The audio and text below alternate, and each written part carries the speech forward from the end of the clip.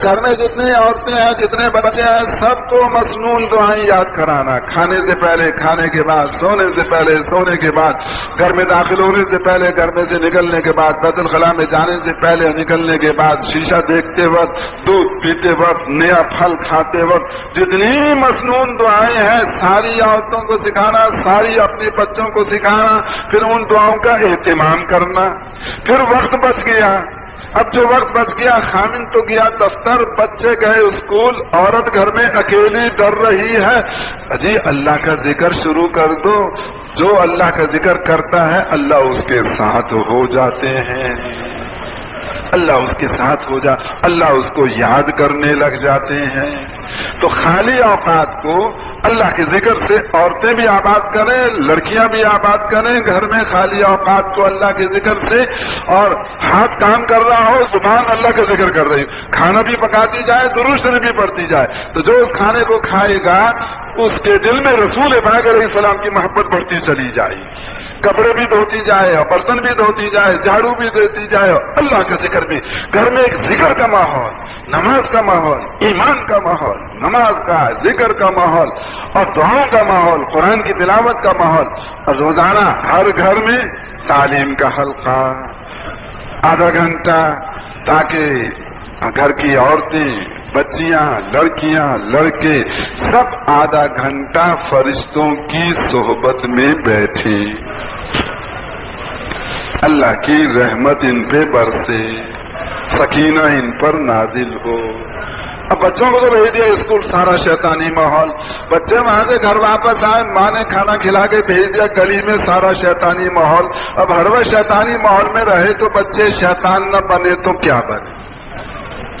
جو بچہ 7 سال کا ہو جائے اس کو تعلیم کے حلقے میں بٹھانا شروع کر، تعلیم کے حلقے میں بٹھانا، پہلے فضائل اعمال کی کتابیں پڑھی جائیں، پھر 6 نمبر کہے جائیں، آج بیٹا 6 نمبر کہے، کل بیٹی 6 نمبر کہے، پرسوں امی جان کہیں اور ترسوں ابا جان کہیں۔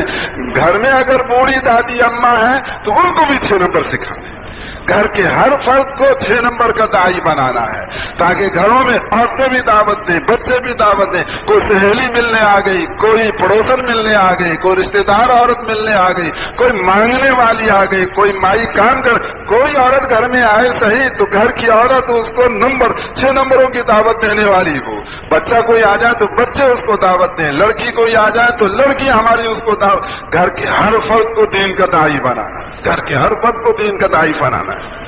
اور پھر عورتیں اپنے مردوں کو بھیجیں علماء اور مفتی صاحبان کی خدمت میں، اور ان سے پوچھ کر آئیں کہ گھر کے لیے اللہ کے کتنے حکم اور رسول پاک علیہ السلام کی کتنی سنتیں، گھر کے لیے کتنی سنتیں۔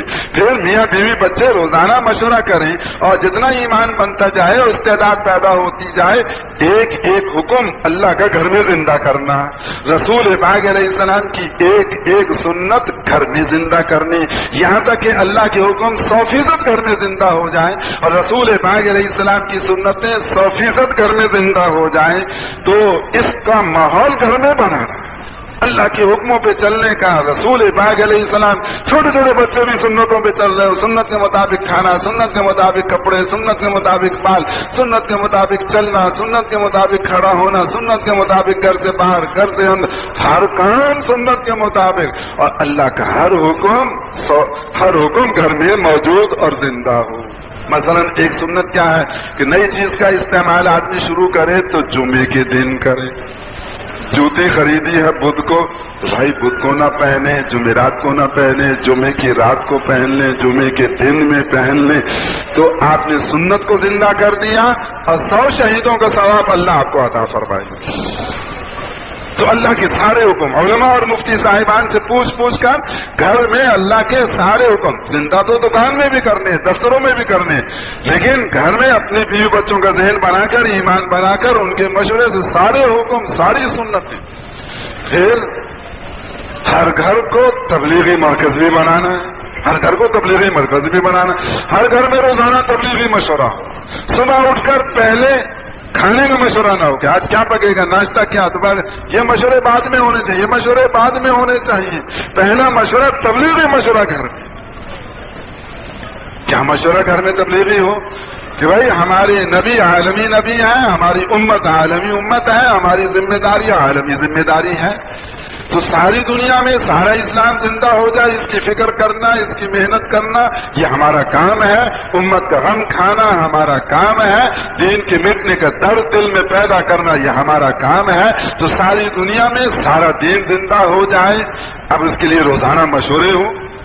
اجی یہ بچہ ماشاءاللہ بڑا سمجھدار ہے، 9-10 سال کا ہو گیا ہے، یہ آپ کے ساتھ مسجد کی تعلیم میں شریک ہوا کرے گا۔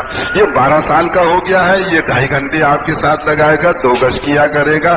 یہ 15 سال کا ہو گیا ہے تو یہ سے روزے میں آپ کے ساتھ جائے گا۔ اب یہ 16-17 سال کا ہو گیا تو چلے میں بھیجو اس کو، 17-18 سال کا ہو گیا تو 3 چلے میں اس کو بھیج دو۔ اپنے سارے بچوں کو تبلیغ میں چلانا اور اپنی بیٹیوں کو بھی تبلیغ میں چلانا، ان کی شادیاں کر دیں تو بہوؤں کو بھی تبلیغ میں چلانا، بیٹی کی شادی کر دی تو داماد کو بھی، جو گھر کے در کانے نمک رفت نمک شد، جو آپ سے لگتا جائے تبلیغ والا بنتا چلا جائے۔ پھر اس میں مستورات کیا بھائی، ہر دوسرے مہینے سے روزہ لگنا چاہیے، مردوں کا تو ہر مہینے سے روزہ ہے، عورتوں کا دوسرے مہینے سے روزہ۔ اب سارے پھر روزانہ جو تبلیغی مشورہ چلے گا، اپنے سارے محلے کے تقاضے، اپنے سارے شہر کے تقاضے، خدا وہ دن بھی لائے کہ میاں بیوی بچے بیٹھ کے سارے پاکستان کے تقاضوں کو سوچ، اپنے سارے شہر کے تقاضوں کو سوچ۔ بلوچستان میں دین کا کیا حال ہے، سندھ میں عورتوں کا کام کیسا ہے، پنجاب میں تبلیغی کام مردوں کا کیسا ہے، عورتوں کا کیسا ہے، صوبہ سرحد میں کتنی عورتوں نے چلہ لگا لیا، کتنے نے سے روزے لگا لی اور کتنے ابھی نہیں لگائے ہیں۔ سارے پاکستان کے تقاضوں کو سوچنا، سال بھر کی جماعتیں کہاں کہاں چل رہی ہیں، کن کی نصرت ہو گئی، کہاں چلے کی جماعت بھیجنی ہے، کہاں 10 دن کی جماعت بھیجنی ہے، کہاں مردوں کی بھیجنی ہے، کہاں اور خدا وہ دن بھی لائے کہ میاں بیوی بچے بیٹھ کر سارے عالم کے تقاضوں کو سوچیں۔ امریکہ میں اسلام کا کیا حال ہے اور امریکہ میں تبلیغ کا کام کیسا چل رہا ہے، نائجیریا میں مردوں کا کام کیسا ہے، ملیشیا میں عورتوں کا کام کیسا ہے، جاپان میں تبلیغی کام کیسا ہے، تاجکستان میں اسلام کا کیا حال ہے، کتنے لوگوں کو کلمہ نہیں آتا۔ ساری دنیا کے ملکوں کے حالات اسلام کے اعتبار سے، تبلیغی اعتبار سے معلوم کرنا، یعنی مطلب یہ ہے جو کچھ رائے میں چل رہا ہے یہ سارا ماحول ہماری مسجد کے اندر زندہ ہو، اور جو کچھ مسجدوں میں چل رہا ہو وہ سارا کچھ ہمارے گھروں میں زندہ ہو۔ کیوں؟ اس لیے کہ رسول پاک علیہ السلام کی مسجد میں اور آپ کے گھر کے ماحول میں کوئی فرق نہیں تھا۔ جو ماحول مسجد نبوی کے اندر تھا، آپ کے ایک قدم رکھیں تو آپ مسجد میں تشریف فرما ہوتے تھے، دوسرا قدم رکھیں تو گھر بالکل مسجد سے متصلاً بنایا، تو جو کچھ گھر میں ہوتا تھا وہ سارا کچھ آپ کی مسجد میں ہوتا تھا، جو کچھ مسجد میں ہوتا تھا وہ سارا کچھ آپ کے گھروں میں ہوتا تھا۔ تو جو رائن میں ماحول ہے اس مرکز میں وہ ہر مسجد میں لانا ہے، جو ہر مسجد میں ماحول ہے وہ ہر دکان، ہر دفتر، ہر کھیت، ہر کارخانے، ہر ہسپتال، ہر اسکول اور ہر پارلیمنٹ ہاؤس، ہر جھونپڑی میں اور ہر مکان میں لے کر آنا ہے۔ ہر مسلمانوں کے ہر گھر کو تبلیغی مرکز بنانا ہے، ہر مرد کو مبلغ بنانا ہے، ہر عورت کو مبلغ بنانا ہے۔ ہمارا مال اسلام کے لیے، ہماری جان اسلام کے لیے، ہماری اولاد اسلام کے لیے، ہمارا گھر اسلام، تو گھروں میں جماعتیں بھی ٹھہرانی، گھر سادہ بنائیں، کھانا صحت کے مطابق رکھیں مگر سادہ رکھیں، 2-2 3-3 سالن نہیں ہونے چاہیے۔ ابھی مفتی صاحب نے فرمایا کہ ابھی ہم تو سفر کر کے آئے، وہ یہ طے کیا کہ بھائی سالن پکے گا ہم سب کا مگر 1 سالن پکے گا، زیادہ نہیں پکے گا، تو 1 سالن ہونا، یعنی 2-2 3-3 سالن، 4-4 چٹپٹے اور مسالے اور کباب اور پلاؤ اور زردے اور کیا رنگ برنگے کھانے۔ ہاں مہمان کا اکرام ایک الگ چیز ہے، اپنے گھر میں کھانا سادہ، اپنے گھر میں کپڑے سادے، اپنے گھر میں جوتی سادی، اپنے گھر جو اللہ سے تھوڑی روزی پہ راضی ہو جائے گا اللہ تعالیٰ اس سے تھوڑے عمل پہ راضی ہو جائیں گے۔ ہمارے زمانے میں شادی ایک بہت بڑا کام بن گیا، مکان بڑا خرچیلا کام بن گیا. ہمارے زمانے میں سواری پہ لاکھوں خرچ کیے جا رہے ہیں اور جو سامان گھر کے اندر کے سامان ہیں ان پہ لاکھوں لگائے جا رہے ہیں. اور مشکل یہ ہے کہ ہر 2-3 مہینے کے بعد ڈیزائن بدل جاتا ہے. ڈیزائن بدل جاتا ہے تو جوتی کا ڈیزائن بدل گیا, کرتے کا ڈیزائن بدل گیا, شلوار کا ڈیزائن بدل گیا, ٹی شرٹ کا ڈیزائن. اب ڈیزائن بدلنے کے 2 نقصان. پہلا نقصان یہ کہ پرانے ڈیزائن کی جتنی نعمتیں گھر میں موجود ہیں ان پر اللہ کا شکر دل سے نکل جاتا ہے. اچھی ہی نہیں لگتی, شکر کیا کرے گا. اب نئے ڈیزائن کی چیز خرید کے لاؤ, گھر میں یہ فرمائش. اب وہ نئے ڈیزائن کی چیز خرید کے لایا بلا ضرورت تو یہ اسراف میں مبتلا ہو گیا. ارے چھوڑو سارے ڈیزائن پکڑ لو. ایک حضرت محمد صلی اللہ علیہ وسلم کا 100 سال بھی گزر جائیں گے, ان کے نمونے پر جو کرتا بنا ہوا ہوگا 100 سال کے بعد یہ آدمی دیکھے گا کہ یہ سنت کے مطابق بنا ہوا ہے. اس کرتے کو دیکھتے ہی دل میں ایمان کی لہر انشاءاللہ دوڑ جائے گی. تو اصل بات یہ ہے کہ بڑا فکر آ جائے تو چھوٹا فکر چلا جاتا ہے. آدمی سر پکڑ کے بیٹھا ہوا ہے کہ میرے سر میں درد ہو رہا ہے, سر میں درد ہے, بڑا پریشان اس فکر میں لگا ہوا. اتنے میں کیا دیکھتا ہے کہ سانپ آ رہا ہے کاٹنے کے لیے. تو بتاؤ سانپ کو دیکھ کر درد سر یاد رہے گا کہ نہیں رہے گا؟ سارا درد سر بھول جائے گا. اب تو جان بچانے کی فکر, بڑی فکر لگ جائے تو چھوٹی فکریں بھول جاتا ہے. صحابہ کرام کے مردوں عورتوں کو بڑی فکر لگی ہوئی تھی کہ ساری دنیا کے انسان دوزخ میں جا رہے ہیں, ہم نے ہر انسان کے پاس جانا ہے, ہمدرد بن کر خیر خواہ ہو کر اور اس کو دعوت دینی ہے تاکہ اللہ اس کو ایمان دے, ہدایت دے, تاکہ بیچارہ دوزخ سے بچے, جنت میں چلا جائے. تو صحابہ کرام کے مردوں کو, عورتوں کو, تمام انسانوں کو دوزخ سے بچانے کی فکر لگی ہوئی تھی. اس لیے کھانے کی فکر بھول گئے, کپڑے کی فکر بھول گئے, شادی, یہ سب چھوٹے چھوٹے تھوڑے سے وقت میں, تھوڑے خرچے میں, تھوڑے وقت میں, معمولی سے معمولی. ایک صحابی نے دوسرے صحابی سے کہا, ارے میاں اس گھر میں جانا, ذرا ان کو جا کر میری شادی کا پیغام دینا, میں ان کی فلاں بیٹی سے شادی کرنا چاہتا ہوں. وہ صحابی باہر کھڑے ہو گئے, دوسرے صحابی اندر گئے کہ جی فلاں صحابی ہیں, آپ کی فلاں بیٹی سے شادی کا پیغام میں ان کی طرف سے لے کر آیا ہوں.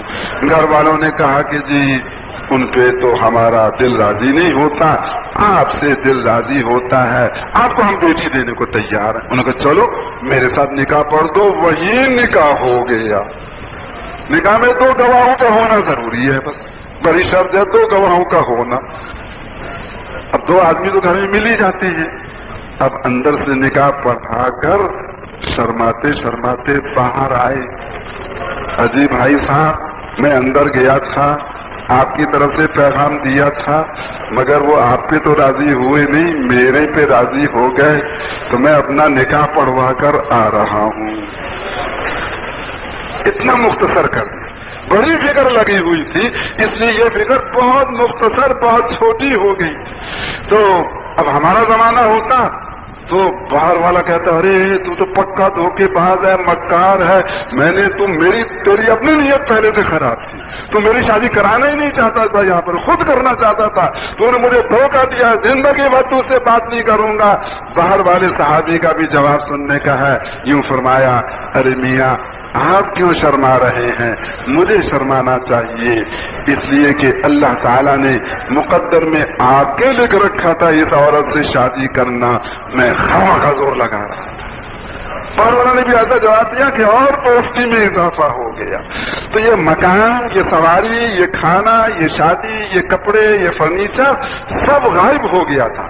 ہمارا مال اللہ اسلام کو زندہ کرنے کے لیے, لوگوں کو دوزخ سے بچانے کے لیے, لوگوں کو جنت میں لے جانے کے لیے, لوگوں کو دعوت دینے کے لیے, لوگوں کی تعلیم و تربیت کے لیے, یا غریبوں, فقیروں, محتاجوں کی ضرورتوں پہ لگنے کے لیے, اپنے پہ کم سے کم لگانا اور باقی اور اپنی گھر کی زندگی. ہاں گھر اتنا ہم ضرور کہیں گے گھروں کو آپ سادہ تو بنائیں, مگر تھوڑا سا بڑا بنائیں جماعتوں کو ٹھہرانے کی نیت سے, تاکہ 50-60-100 عورتیں محلے کی آ بھی سکے اور 1-2 ٹوٹیاں ذرا وضو کی جماعت والی عورتوں کی نیت سے زیادہ لگا لو. گھر کے لیے ایک بیت الخلا بنا ہے تو جماعت کے لیے بھی ایک بیت الخلا بنا لو. ملاقات کرنے کا باپردہ انتظام کر لو تاکہ گھروں میں جماعتیں ٹھہر سکے.